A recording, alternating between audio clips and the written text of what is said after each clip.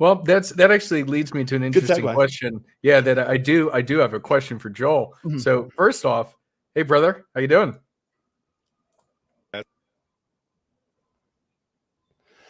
You're think you kind of might cut. still be mute. Yeah, Yeah, it cut out for a second you're and cutting. you're muted. Nice. All right. What's up? What's All up? right, cool. There you So speaking of moving to a different country and definitely getting some help beforehand, didn't you recently move to Poland? Yeah, that's it. I did. You were in Poland for a while, and I'm curious. Like, did you have somebody who walked you? Like, did you meet somebody there, or did you have somebody who walked you through how that was going to go? Like, tell us a little bit about that. Yeah, so I was tuning into your guys' convo. Really good stuff. You guys are diving into a lot of different important aspects, I think.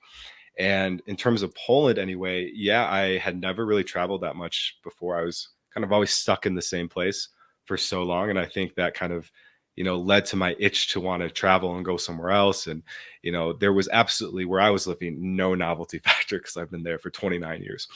So yeah, I had a good mentor of mine. He's been on the channel before. His name is Nick. He did the podcast on life after game. That's a real good one to dive into for you guys listening. If you're kind of wondering what happens after you've done the whole dating thing, he has like a family now and he's kind of more chilled, settled down. And he's like, yeah, you really should go, man. Like, I think it'd be a good experience for you. You're going to have I think a better dating experience than where you are now.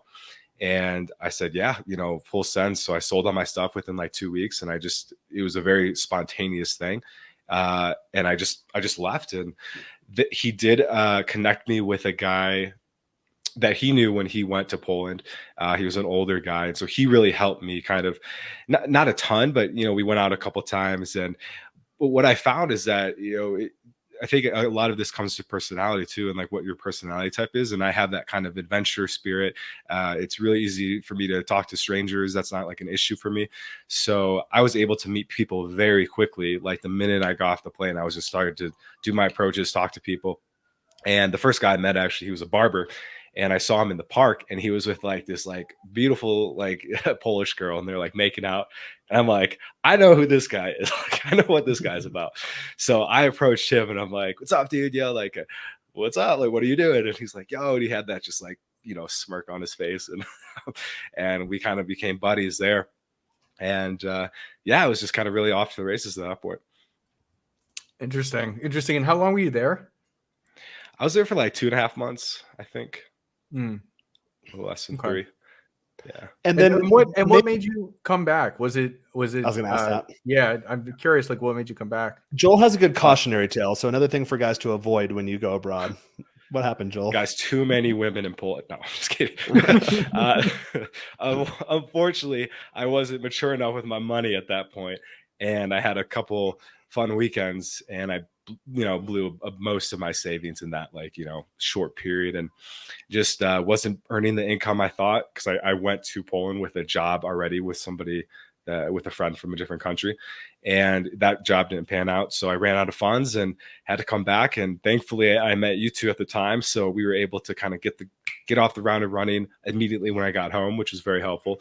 And like, yeah, guys, like, traveling abroad, you got to be wise with your money too, because even though it's a different country and the fees can be less, and the cost of living, that can kind of do something psychologically where it's like, okay, well, now I can spend like I'm a millionaire in the US because things are 30 cents lower in wherever country I'm at. And I even had to learn that lesson a little bit when I came to Mexico. I started kind of spending like I was on vacation. And very quickly, I went through a couple grand, and I'm like, "Oh shit, hold on, like, fuck, this ain't happening again." So that's kind of why I came back to the U.S. Mm-hmm. Yeah, that is definitely huge. And Joel, you'll notice, like, you've been here for a couple months now. Like, I think at first there's the novelty factor, but now you're situated here. Most of your days aren't that exciting. You wake up, you have your routine. You wake up, you work, you go to the gym, you eat throughout the day. I mean, you're not eating out all the time anymore. No more Uber Eats. You're cooking your own meals and stuff. So really, like, so a lot of times, guys, I think they like to glamorize the lifestyle, but most of my days look exactly the same as they do in the U.S. And that was something I went through too. my condo I'm in right now is almost exactly the same as my condo in California. The couch, not that good of quality. I had a nice Italian couch in California. This was a locally made one, and it's terrible. But all the electronics are the same, stereo, literally like almost the same model of everything I had in my California apartment. Sold it all, converted to cash, came here, bought it all again. And but my day-to-day is like my routine's exactly the same as it was in the US. And then, you know, I work in English most of the days, and someone knocks on the door, tuk, tuk, tuk, and then all of a sudden like, oh, Spanish brain, let's go on. But I think, Joel, I've kind of noticed that with you too. Like you've kind of calmed down. You're just kind of in the routine now. It's just you live here. Yep.